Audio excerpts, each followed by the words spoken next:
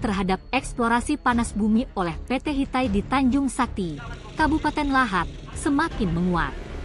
Dalam sosialisasi yang digelar perusahaan, berbagai elemen pemuda dan masyarakat menyuarakan penolakan keras.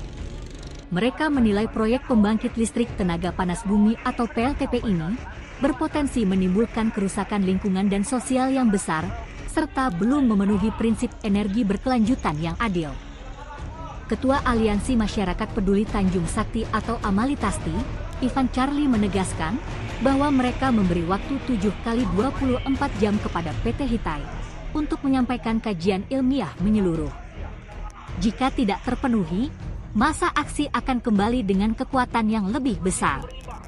Dalam aksi penolakan yang digelar saat sesi sosialisasi PT Hitai mengenai proyek eksplorasi panas bumi, sejumlah organisasi pemuda dan masyarakat Tanjung Sakti menyatakan sikap tegas menolak kehadiran proyek tersebut. Di antara elemen yang tergabung adalah Barisan Pemuda Nusantara, Kami Lahat, IMM Pagaralam, HMI Cabang Lahat, dan Generasi Muda Tanjung Sakti dari Palembang, Pagaralam, serta Lahat. Ivan Charlie, Ketua Amalitasti, dalam orasinya memberikan peringatan keras kepada PT Hitai. Menurutnya, proyek panas bumi kerap diselimuti narasi ramah lingkungan, padahal di berbagai tempat, proyek semacam ini telah memunculkan dampak buruk seperti pencemaran air tanah, kegagalan panen, dan bahkan kematian warga akibat gas beracun. Sikap serupa juga disampaikan oleh Muhammad Yuheza S., Ketua Umum HMI Cabang Lahat.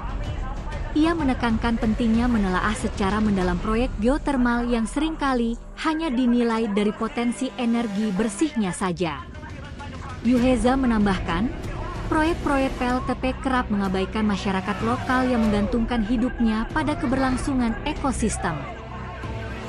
Penolakan dari masyarakat dan pemuda Tanjung Sakti ini menjadi refleksi penting bahwa pembangunan energi terbarukan harus dilaksanakan secara transparan, partisipatif, dan menjunjung tinggi keadilan ekologis serta sosial. Tim Liputan Sumsel Update TV melaporkan.